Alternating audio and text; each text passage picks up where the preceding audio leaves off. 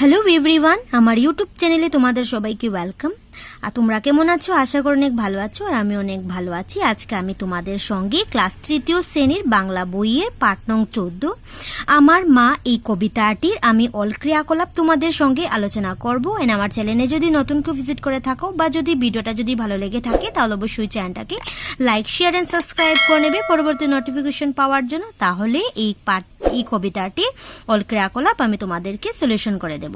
First of all আমার মা কবিতাটি একবার পড়ে শোনাচ্ছি তোমাদেরকে। সেটা হলো, মা না হলে কেমন হতাম ভাবি আমি রোজ, কে খাওয়াতো চাঁদ দেখাতো কে রাখতো খোঁজ, জামা জুতো কে পরাতো ভুই, আদর ছাড়া মানুষ হলে পেতাম কি আর থই।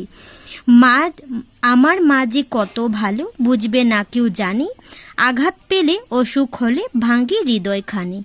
মায়ের মতো গল্প বলা জানে না তো কেউ, মা না হলে বুকে ওঠে অনেক ব্যথা ঢেউ। কখনো তাই মাকে আমি দুঃখ দেব না, মা যে আমার ভীষণ আপন, আমার সোনার মা। তাহলে এই কবিতাটি ভাবে সুন্দর করে পড়বে। তারপর ক্রিয়াকলাপ দেখে নাও। উত্তর দাও। ক নম্বর হলো, আমার মা আমাদের জন্য কি কি করেন। তাহলে তুমি আনসারে বলবে, মা আমাদের খাওয়ান, চাঁদ দেখান, খোঁজ করেন, জামা জুতো পরান, আদর যত্ন করেন, গল্প বলেন, সব কিছুই করেন। খ নম্বর কোশ্চেন হলো, কে আমাদের খাওয়ান ও চাঁদ দেখান। আনসার হয়ে যাবে মা। গ হবে, মা না থাকলে আমাদের কি হবে, আমাদের বুকে অনেক ব্যথার ঢেউ উঠবে। ঘ নম্বর কোশ্চেন হলো, কে তোমার ভীষণ আপন। হয়ে যাবে মা, উত্তরে লিখবে মা। উম নম্বর কোশ্চেন হলো, আদর ছাড়া মানুষ হলে কি হতো, থুই পাওয়া যেত না।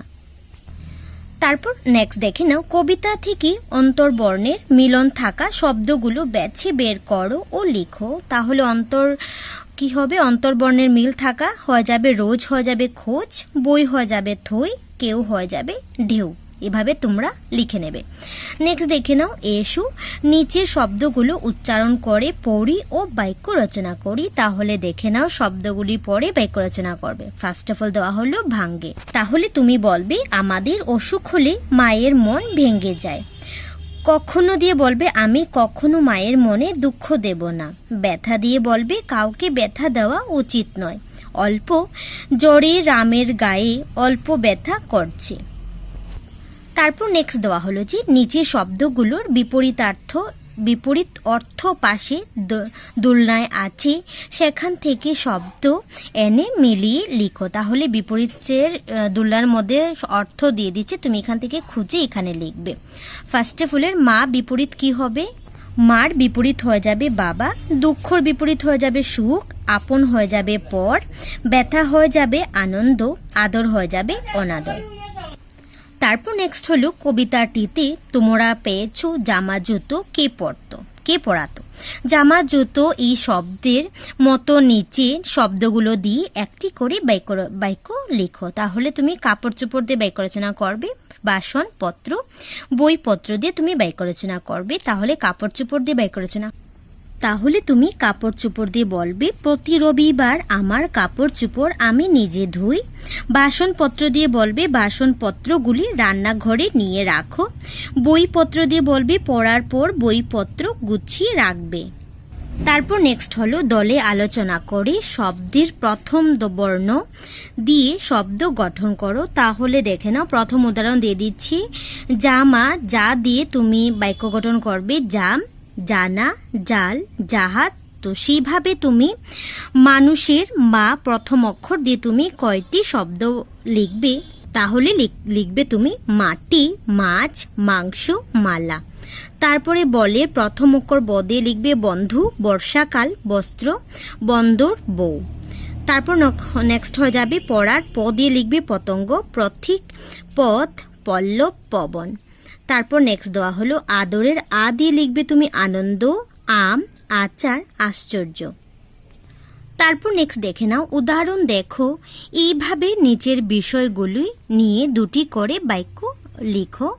তাহলে দেখে নাও, প্রথম দিয়ে দিচ্ছে যে উদাহরণ, একটি বাবা দিয়ে দিচ্ছি, বাবা, আমার বাবার নাম শ্রী প্রদীপ পাল, তিনি খুব ভালো মানুষ। তো সেইভাবে দুটি সেন্টেন্স তোমরা এভাবে বাবা দিয়ে লিখেছে দেখিয়ে দিয়েছে, তোমরা কাকা দিয়ে দুটি সেন্টেন্স এভাবে লিখবে।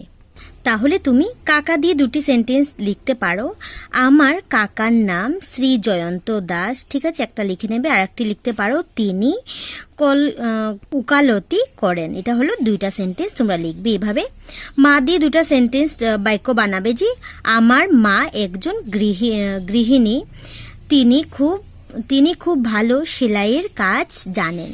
তারপর দাদু দিয়ে দুটো সেন্টেন্স লিখবে, আমার দাদুর নাম জগদীশ দাস। তারপর একটা সেন্টেন্স লিখে নেবে, তিনি একজন নামকরা চিকিৎসক।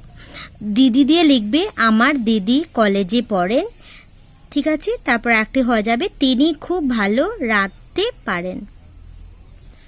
তারপর নেক্সট হলো নিচের উদাহরণগুলো পড়ো এবং লাইনের শেষে মিল লক্ষ্য করো। তাহলে প্রথম দেখে নাও, মিলিমিশি করি কাজ লিখবে, হারি জিতি নাহি লাজ। তো এইভাবে তোমরা এবার তোমরা নিচের লাইনগুলির সঙ্গে মিল রেখে আরেকটি লাইন লিখো।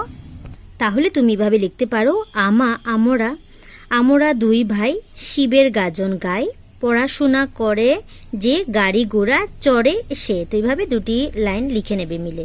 তারপর পেজ নাম্বার 114 নম্বর পেজে দেওয়া হলো যে ছবিগুলো দেখো, আমার সোনার মা, এই সোনার মার বিষয়ে 3টি বাক্য লিখো। তাহলে ছবি দেখতে পাচ্ছ, এখান থেকে তুমি 3টা সেন্টেন্স লিখবে। তাহলে তুমি ভাবে 3টা সেন্টেন্স লিখতে পারো যে আমার সোনার মা আমাকে কোলে নিয়ে আদর করেন এবং ঘোরেন। আমার সোনার মা আমাকে চাঁদ দেখান, স্নান করান, চুল আঁচড়ে দেন এবং খাওয়ান। আমার সোনার মা অসুখ হলে ওষুধপত্র খাইয়ে আমাকে সুস্থ করে তোলেন। তাহলে এইভাবে 3টি আমার সোনার মা দিয়ে তুমি 3টা বাক্য লিখে নেবে। তারপর লাস্ট পেজের একটি কোশ্চেন দেখে নাও, শিশুদের খেলাধুলার সামগ্রীর একটি তালিকা প্রস্তুত করো।